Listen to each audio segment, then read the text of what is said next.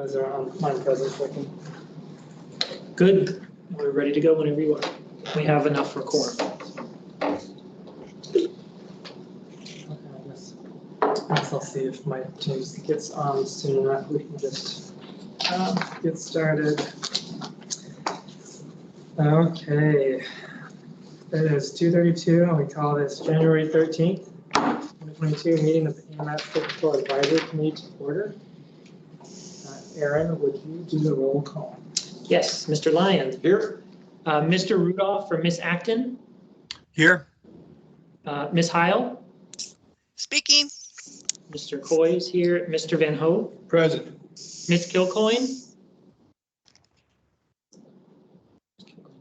Not here. Mr. Stitchick. Present via Teams. Thank you. Mr. Boland. Here. Mr. Lindemood. Present. Mr. Rebuffo. Here.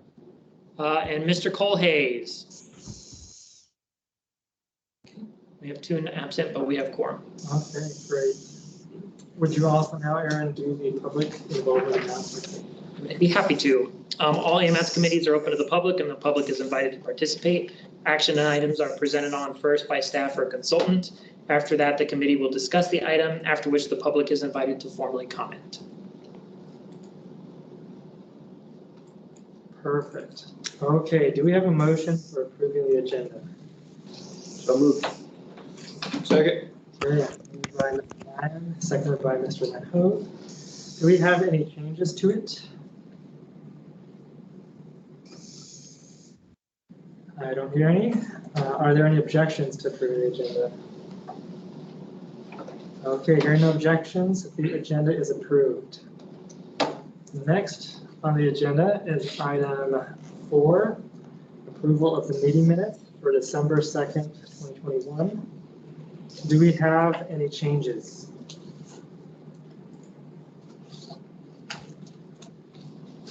I have one minor change on page 10, where in the halfway down where it talks about asking if the public has the tip criteria, it should be the tip handbook.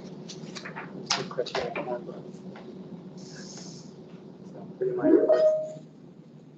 Make that one change in my end. That's great. Any other edit? Okay, are there any objections to approving the minutes with that one change?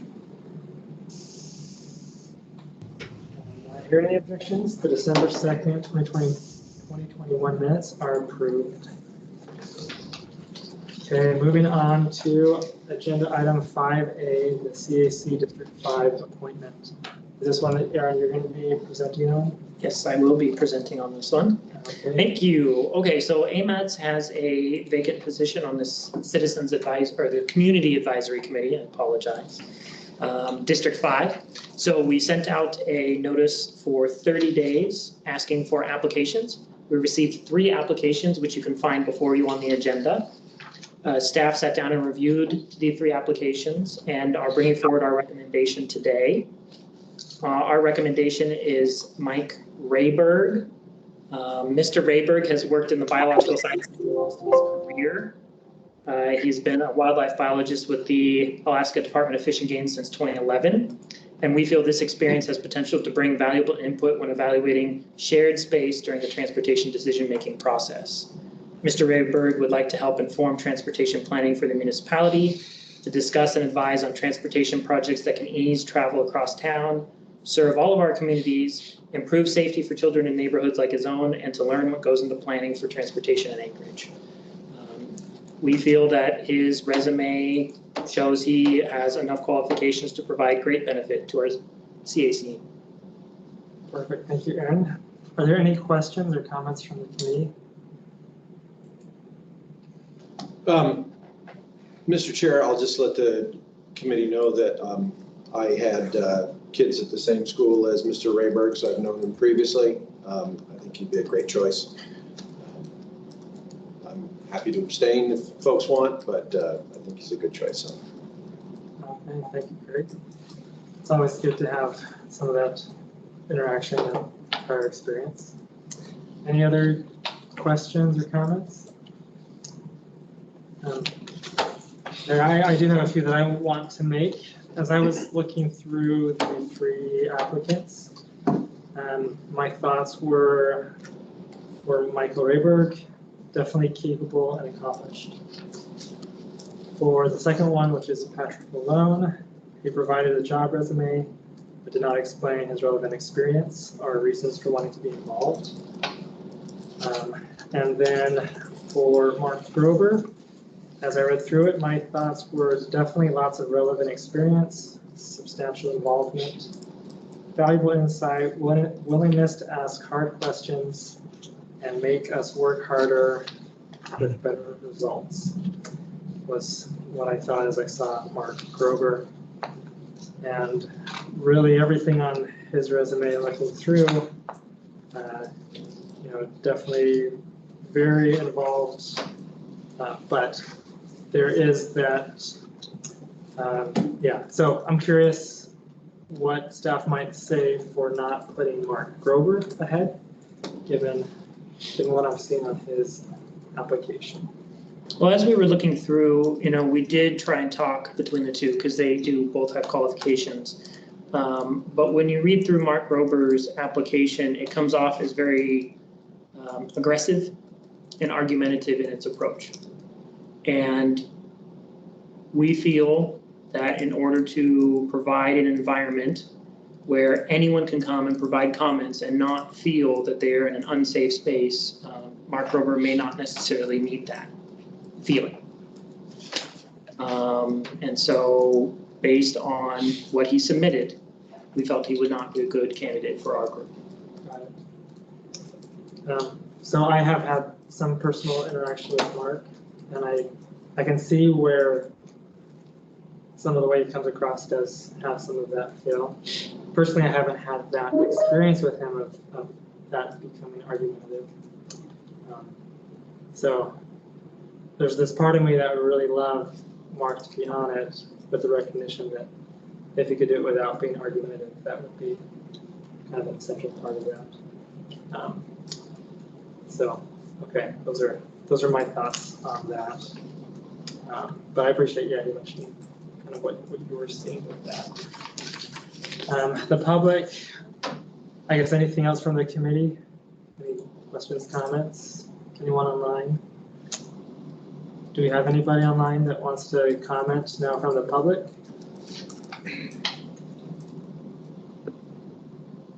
Yeah, I'd like to make a comment. Could you state your name and then go ahead? Sure. My name is Mr. Aggressive and Argumentative. It's Mark Grover. And if I may? Go ahead, Mark. Well, thank you. I think one of the things that staff may be missing is that having spent a good deal of time talking to people who wanted to be heard by AMATs and people who have been on AMATs advisory committees, to a person, they have virtually all indicated that AMATs does not hear them. AMATs doesn't listen to them. AMATs ignores them. And not to put too fine a point upon it, that the purpose of the advisory committees, multiple advisory committees, being essentially as identified in their bylaws to convey public input to AMATs, may well be totally missing, in that, at least according to my informants and my own experience, it doesn't happen. So I have to wonder if what staff is doing is ensuring that nobody who is assertive, and I beg you to understand the difference between assertiveness and aggressiveness, that if staff intentionally excludes anybody who's assertive and anybody who wants to bring public concerns to AMATs, then arguably they're doing a good job based on my informants. So I would encourage you to avoid being offended by the fact that people don't like what you're doing, and focus instead on the fact that people want to help you do it better. And that having reviewed the resumes, and Mike Rayberg is a very nice guy, I would suggest that my resume has an extensive background in these kinds of matters, especially advocacy and public involvement that you really need. Thank you for the opportunity. Bye-bye. Thank you, Mark. Any other comments? Is anyone else in mind that's any comments, Kristen? Okay, so what is the will of the committee? Mr. Chair, I move to recommend the appointment of Mike Rayberg for this committee to the policy committee. Okay, moved by Mr. Lang. I'll second. Shane. Shane Akinfo? Yes, I think so, yes. Okay. Yes. Okay, seconded by Mrs. Kilcoyne.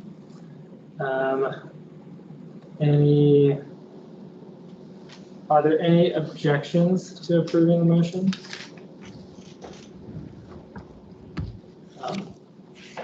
I still personally feel like Mark is the better option. If that's the case for me, and we do a vote, do I just say no, or what are some of my options? Well, I was also going to say, it seems to me that my understanding is these recommendations come from staff. Right. Do we want staff to take a second look? Is there, Because one option is for us just to get back to staff and tell us, are you sure? The answer is going to be the same regardless. and I know that the policy committee is the one who's making the Right, we just decision. recommend that they make the final. So we're Fair. making a recommendation to them. Yes, if there is any kind of objection, I would recommend a call and do it by person and have them say yes or no. Okay, so say it again. Oh, do a roll call and have Yeah. each person say. I mean, yeah, if you want to. And yeah, so not to try to make it a political situation. It seems like, given that I want to vote differently, that we probably should do it by call. No hard feelings here. I don't know, any other thoughts on that, how we proceed with it? If I wanted to make a different recommendation, we vote on this and. You have a motion on the floor right now. We need to vote on this motion. You can do it by voice vote, or you can do it how you did with asking for objections. But this motion needs to be dealt with before we can go to another one, so. Right, and Okay. I guess my only point is, having not seen all the resumes, we're sort of relying on staff to give us what they feel the best. Well, you have all of the applications here and they've been posted for a week, so. Right, well, and fair, I haven't read them, Sounds good. but staff clearly has recommended one. So. Let's do a kind of a vote by person, and we'll see how it ends up, and then go from there. Before we get, I have a question. Okay. This is Cindy Heil. And I'm just wondering, I can't remember, I know I've been around forever, but I just can't remember the process. If it turns out there is a disruption in the committee, is there ways to remove a person? Yes, there are, and that's by the committee itself. The committee itself makes a recommendation to remove a person from their own committee. And that would come through the TAC to the policy committee. Okay, well, that's just wanted to make sure everybody was aware that there are options if something is, the committee itself finds it's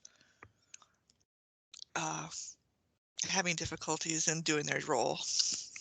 Thank you. Okay, who will do the roll call? Is that your job, Aaron, or is that? It's the chair's job, isn't it? It's your job to go through and name each person. Okay, sounds good. I will go through and name each person. Okay, Mr. Lyon, Yes. is Bart on? Yes, he is. Mr. Rudolph, Yes. okay, Mrs. Heil, Yes. and Mr. Van Ho, Yes. Ms. Kilpine, Yes. Mr. Stitchick, Yes. Mr. Bullard, Yes. Mr. Lindemood, Yes. Mr. Rebuffo, Yes. Mr. Colhase. Is he not on? I think he's absent. Okay, is there anyone else that I'm missing besides myself? No, that is everyone. Okay, I'm gonna be a no. So it looks like I lost.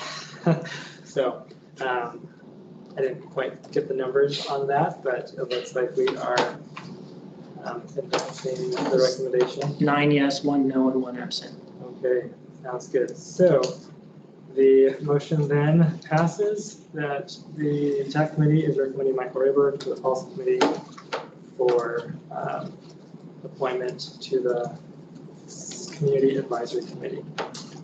Okay, so let's move. Is there anything else that needs to happen on that, or pretty much that's over? That's all from staff. Okay. So the next item on the agenda is agenda item 5B, TIPS Administrative Modification number 6. Is this one yours too, Aaron? Yes, it is. Okay. So as you know, periodically we have to make updates to the TIP. Something comes along where we need to adjust funding up or down, and this is one of those. So the first thing you'll see on the memo before you is an adjustment to Table 2 roadways, the pavement replacement program. Additional funding is being added to start a new pavement replacement project, as well as helping to balance the program. And the reason we have to balance the program is because the next two tables, Table 3 is an update to the non-motorized, where we're zeroing out funding for a right-of-way for the Downtown Trails Connection project. The reason we're zeroing it out is because we're moving it to beyond 2022, so outside of the life of this current TIP, because it is not needed, or they won't be able to get to it in time for this fiscal year, which, just so everyone knows, ends at the end of September. So it's relatively short time away. And so that project is still moving forward. That money is just being moved out to a later year, which is pretty common with transportation projects. The next one, Table 4, Studies and Plans. So there's a couple things happening here. The first is additional funding is being added to the MTP for modeling work. This is for our Vision Zero or Vision Eval modeling effort. So it's like a policy level model. Our current travel model is very specific. It doesn't do well with policy level decisions. Say you wanted to do like parking pricing or something like that. Our current model has a difficulty being able to do that in a timely manner. So our idea is to try and get this Vision Eval online, which allows us to do those policy level changes that we are bringing forward or recommending as part of the MTP, and see what it does to the system overall. It's really very beneficial. A lot of other NPOs do it. It's called strategic planning. And so we're trying to move forward into the modern era of planning. So we need about $100,000 for that, as you see that's being added there. And this funding is being added as part of the Coronavirus Response Relief Supplemental Appropriations Act. AMATS has about $11 million of this funding. And so we are recommending 100,000 of it for the traffic model or the modeling efforts as part of the MTP, as well as $250,000 for the safety plan, which is on the same table. So basically what this is this is replacing our STBG allocation with this SRSA funding. And the thing about the SRSA funding is it does not require a match. So it is a lot easier for us to be able to move forward on these planning projects where we often have difficult time coming up with the match. That's all I have. I'm here for questions. So just to confirm, this additional money is to do more with the travel demand model? Correct. Yes. And is this part of the current work that's being done? Yes. And I know that we talked about before, is this going to be ready in time for the DD? We're doing everything we can. That's why we're moving pretty quickly on this to get this funding in here so we can continue moving forward on the model update. And how much of this is going to consultants versus in-house?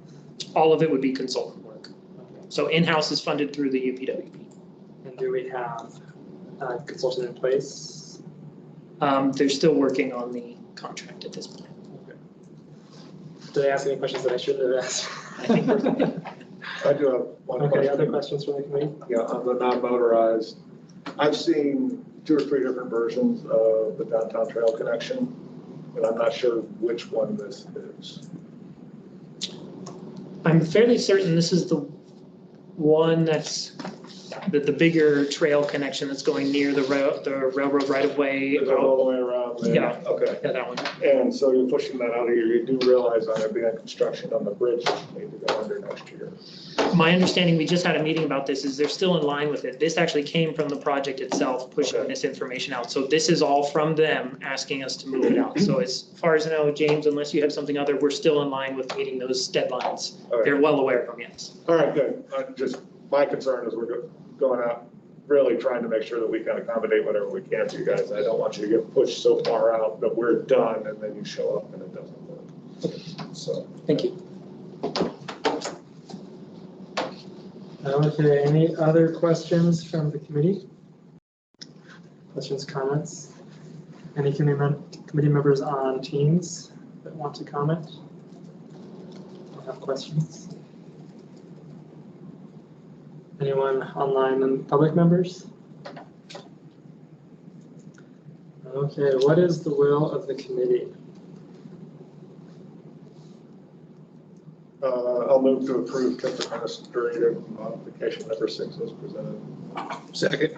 Okay, moved by Mr. Lehman, seconded by Mr. Van Hove. Are there any objections to the motion? Okay, hearing none, the motion is approved. Okay, thank you, Aaron, for your presentations on those. Let's move on to the project and plan updates. I see that we have one item on our agenda, the 2023 to 2026 nominations. Is that yours again? Yes. Okay. Yeah, the rest of them are all me. So. Okay, this was just to give a heads up to the committees. I'm sure most of you saw, we sent our notice about our 30-day public comment period, or our 30-day comment period and requesting nominations for our new TIP. So the comment period ends February 14th by 5 p.m. We've already gotten a few non-motorized comments. I did receive a question today from a member of the public asking if nominations need to be submitted by groups or organizations, or if anyone can send them in. And our stance is anyone can send them in. That you do not have to be a special member of any group or anything. And our intent with the nomination forms is do the best you can to answer the questions. If you don't know, it's okay. You can still submit the nomination. You know, staff will do our best. And if the person leaves contact information, we can reach out to them once we get the nomination forms. I also highly encourage people to call, email, myself or Christine Schutte, the AMATS info one, if they have questions about the nominations. Not required. Are you okay if I? Are you vaccinated, Mr. Buff? I feel weird. We've got it. There we go. Perfect. So any questions for Aaron on the TIP nominations process?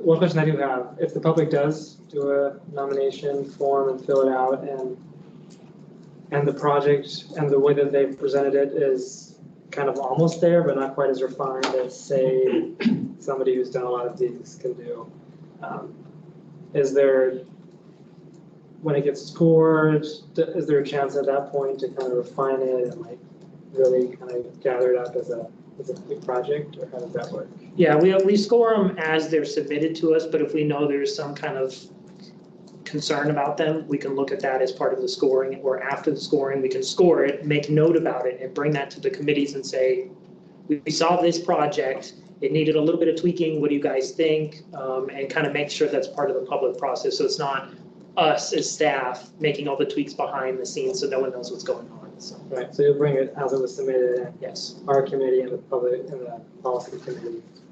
Yes, we may have recommendations for changes, but I would like to preserve what the public sends us, unless it's saying we don't know, and then staff has to look up the information and provide that. Okay. So to be clear here, here's what the public submitted and the staff provided. Correct. Then it comes to us and.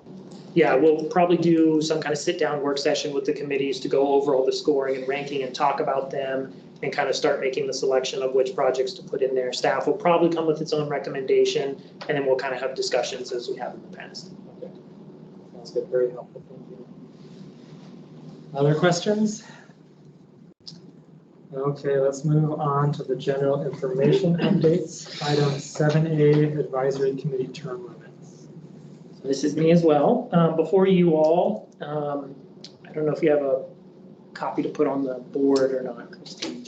I forgot to ask you that, but before everyone in the room, we have AMAT's committee membership list for your guys' kind of review. So what's happening here is a member of the policy committee asked for us to bring forward information on where everyone sits in terms of their appointments to our subcommittees, so BPAC, CAC, and FAC. I am kind of picking this up at the last minute, so I apologize if I don't have every answer, but I'll do my best. So we gathered this information so you can see who's on the committee and when they were last appointed or reappointed, if such was the case. You'll see that we have 2 vacancies, one on the BPAC and one on the CAC, but all the rest of the committee seats are filled currently. You know, one of the reasons, besides bringing this forward, because the policy committee member asked, is staff is trying to work on getting all this information organized for the next coordinator who comes in. So they can kind of hit the ground running with all this information. Where are they at with the committees? What do we need to do going forward? And just a heads up, you know, we want to try and work on reappointing these individuals more often than they have been in the past. And so you will probably be seeing something come through the next couple of months for reappointments to the committees, depending on when they were last appointed. I also will give a heads up. There are certain individuals that represent organizations or groups that are very limited in the people that they can send to represent on our committees. So they may be reappointed more than once. A good example of that is the Alaska Trucking Association, for example, only has 2 people. Joe, Michelle, and I believe the person in the front who helps with the administrative work. So in terms of reappointing Joe, Michelle more than one time, you may see him come through more than one time. We work with the organizations, committees, whatever it is, to rotate those people as often as possible, but some just can't happen. So. Like, you know, find out what the railroad too. There are individuals, you know, the port, railroad, et cetera. A lot of the freight committee is made up of that. So I just wanted to bring this forward. Just give you guys a heads up. You'll be seeing more on this in the coming months. Sounds good. Any questions? And looking at this table, there are some from 2015, and if it's a 3-year term, 2 term limits, then they've kind of termed out. Usually would they get reappointed after the 3-year term to the 2nd term? That's typically how it would be done? Yeah, you're correct. And then after their 2nd term, unless they were a specialty organization that didn't have options, then we would say thank you for your service and open it up for applications. Could they reapply, and if they're the only ones, that we could reappoint them, or?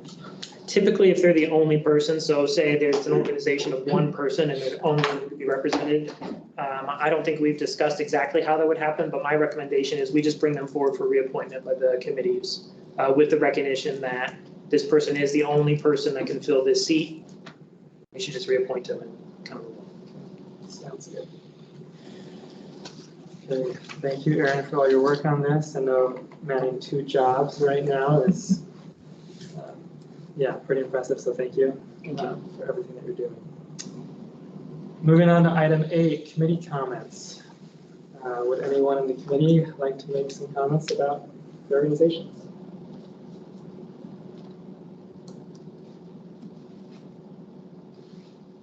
Usually DOT has like updates on federal funding or something like that.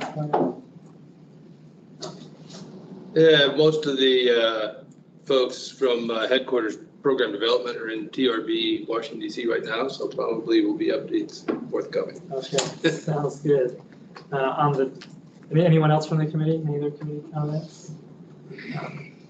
For traffic, one that I'll make is that our traffic calming position is now open. We are looking to hire an additional person on our staff. So if you know someone that would be a great fit, we definitely need some additional help to fill that position and meet that key community need. It's one of the top priorities that I hear coming from a lot of committee, or a lot of the public as they reach out to our department. So if you know someone, please pass it on. We would be very grateful. Okay, any public comments from the public? See anything online? I don't see anything online. Don't hear anyone speaking up. So thanks everyone for the participation. Our meeting is adjourned at 4:02.